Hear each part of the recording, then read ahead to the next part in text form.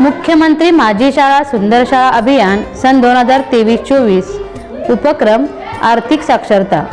विद्यार्थ्यांमध्ये शालेय जीवनापासूनच आर्थिक साक्षरता रुजवण्याच्या दृष्टीने पैशांचे नियोजन, गुंतवणूक, बँकेचे व्यवहार, कर्ज व व्याज इत्यादी बाबत तसेच आर्थिक व्यवहाराकरिता UPI सारख्या आधुनिक साधनांचा वापर करताना घ्यावयाची काळजी याबाबत बँक ऑफ महाराष्ट्राचे मॅनेजर माननीय श्री राजीव कांबळे यांचे व्याख्यान आमच्या विद्यामंदिर तळशिना शाळेमध्ये आयोजित करण्यात आले। त्याची काही क्षणचित्रे।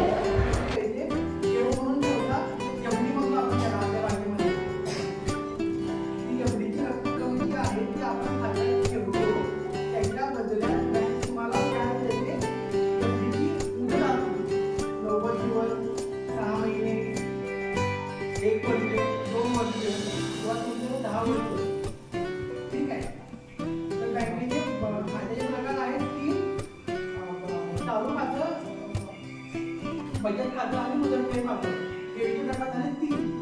त्याच्यात कर्ज पण असतं ज्याच्यावरून बँकेला उत्पन्न भेटते। कर्ज खात्याचे प्रकार आहेत 2. एक असतं भाग भांडवल आणि दुसरा असतं मुदत कर्ज। मुदत कर्ज काय असतं तर तुम्हाला कुठली वस्तू घ्यायची आहे, तुम्हाला काहीतरी वस्तू घ्यायची आहे त्याचं उपभोग करायचा, त्याचं तुम्ही गाडी घेतली, घर घेतलं, फर्निचर घेतलं, कॉम्प्युटर घेतला,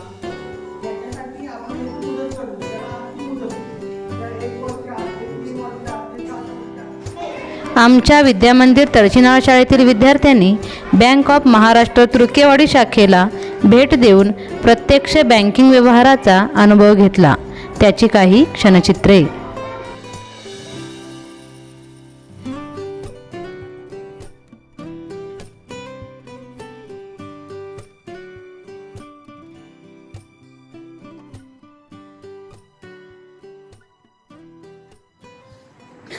जमलेले माझे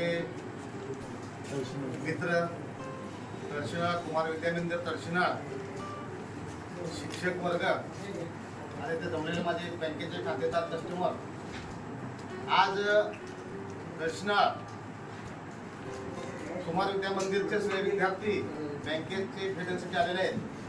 तिथल्या वर्ग शिक्षकांनी तळशिना शाळेमध्ये मी आता आधी बघतोय की पेपरात त्यांचं बरंच नाव गाजतंय की त्याने नवीन नवीन उपक्रम, नवीन नवीन योजना मुलांच्या पर्यंत पोहोचवण्याचा त्यांनी प्रयत्न करत आहेत।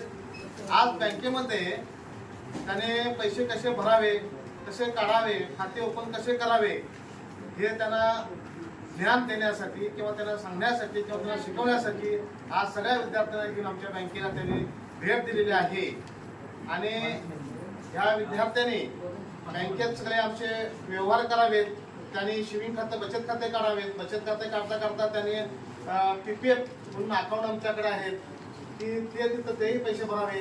RD म्हणून आमच्याकडे रिकरिंगची योजना आहे, त्या ह्याच्यामध्ये 1 वर्षाला RD काढता येते, ठराविक रक्कम तुम्हाला भरता येते, महिन्याला 500 किंवा 200 जे आपले आई वडील आपणाला जे खाऊ म्हणून खायला देतात पैसे किंवा 50 रुपये 100 रुपये तेच तुम्ही ते साठवायचे आणि ते साठवून प्रत्येक महिन्याला रिकरिंग अकाउंट काढून त्यात ते पैसे ठेवायचे। आज आपले आई वडील शेतकरी आहेत, ते काबाड कष्ट करतात, कष्ट भरपूर करतात आणि तुम्हाला त्यांनी शिकवतात की उद्या तुम्ही 10वीचं शिक्षण झाल्यानंतर पुढच्या शिक्षणासाठी त्यावेळेला हल्लीची जी महागाई आहे, हल्लीचं एज्युकेशन आहे ते फार महागाईचं आहे, महागाचं आहे आणि जो विद्यार्थी जास्त शिकेल, जास्त मार्क काढेल तोच विद्यार्थी पुढे टिकेल।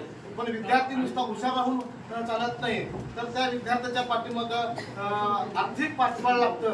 तेव्हा ह्या ग्रामीण भागामध्ये शेतकरी किती कष्ट करणार आणि किती राबवून ठेवणार आणि मुलाला काय शिकवणार, तेव्हा तुम्हीच आता तुम्ही स्वतःच्या पायावर दिलेले खाऊ म्हणून दिलेले पैसे ते बचत करून ते बँकेमध्ये ठेवावेत आणि पुढच्या शिक्षणाला तुम्हाला ते वह्या, पुस्तक, ऍडमिशन यासाठी तुम्हाला त्या पैशाचा उपयोग होईल। तेव्हा आतापासून तुम्ही बचतीची सवय लावून घ्यावी।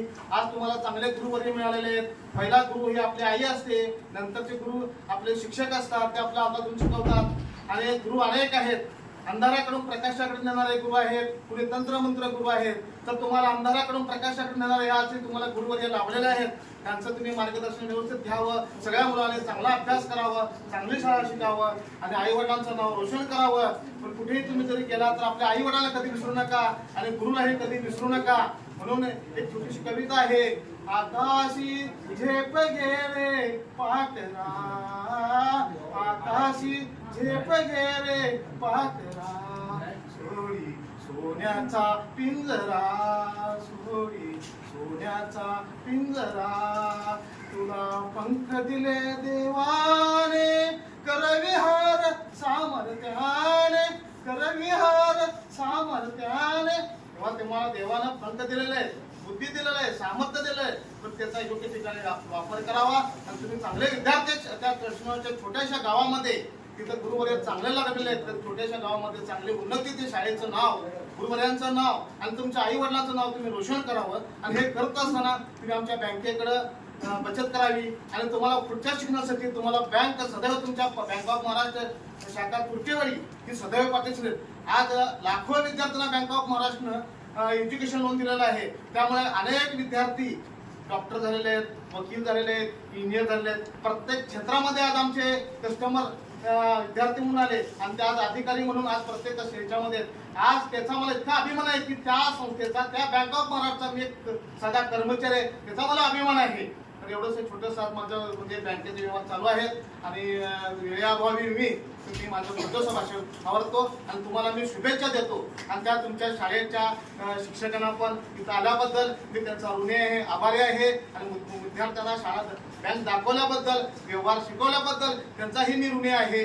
धन्यवाद. जय महाराष्ट्र, जय बँक ऑफ महाराष्ट्र.